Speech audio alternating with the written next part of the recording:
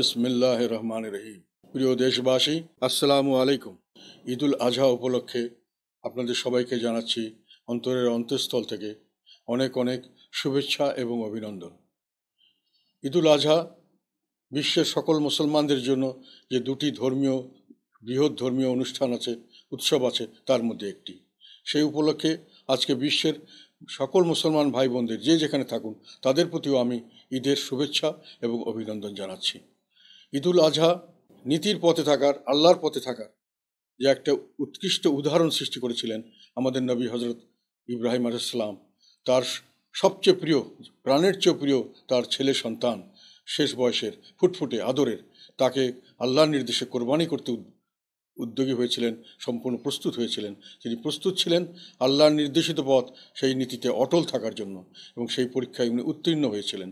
সেখান থেকে আমরা যে শিক্ষা লাভ করি সেটা হলো আল্লাহর নির্দেশিত পথে থাকার জন্য আমরা সর্বোচ্চ ত্যাগ স্বীকার করতে প্রস্তুত থাকতে হবে। এটা আল্লাহর নির্দেশিত পথ, সেটা নিয়ে আমাদের সামনে এগিয়ে যেতে হবে। তার জন্য কোনো রকম আপোষ করা আমার উচিত হবে না। এটি হলো ঈদুল আজহার আমাদের শিক্ষা। এবং একটা কথা আজকে মনে রাখতে হবে, সমাজের রন্ধে রন্ধে আজকে সেই নীতিতে আমরা নেই, সেই দুর্নীতিতে আমরা চলে গেছি। আল্লাহর নির্দেশিত পথের বাইরে আমরা যেটা জন্য প্রতিযোগিতা করছি, সেটার জন্য সর্বশক্তি নিয়োগ করছি, কিন্তু আল্লাহর সর্বোচ্চ ত্যাগের জন্য, আল্লাহর পথে থাকার সেই ত্যাগের মহিমায় আমরা নিজেকে উদ্ভাসিত করতে পারছি না।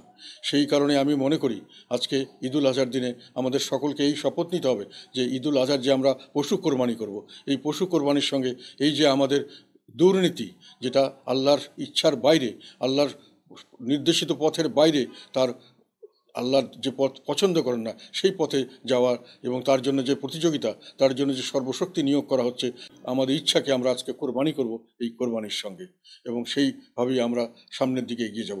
আজকের এই দিনে এই শিক্ষা নিয়ে আমাদের সকলকে এগিয়ে যেতে হবে। এটি আমার প্রত্যয়, এটি হোক আমাদের আজকের দিনের শপথ। আমি ঈদুল আজহা উপলক্ষে দেশবাসীকে আবার পুনরায় সুন্দর বাংলাদেশ, দুর্নীতিমুক্ত বাংলাদেশ করার জন্য আহ্বান জানাচ্ছি। একই সঙ্গে আল্লাহর নির্দেশিত পথে কোনো আপোষ নয়, সর্বশক্তি দিয়ে সর্বোচ্চ ত্যাগের জন্য আমাদেরকে প্রস্তুত রাখতে হবে, এই প্রত্যয় ব্যক্ত করছি। আপনাদের সবাইকে অনেক ধন্যবাদ। ঈদ মোবারক, ঈদ মোবারক, ঈদ মোবারক। কুরবানি কুরবানি ফিরে এসেছে কুরবানি কুরবানি।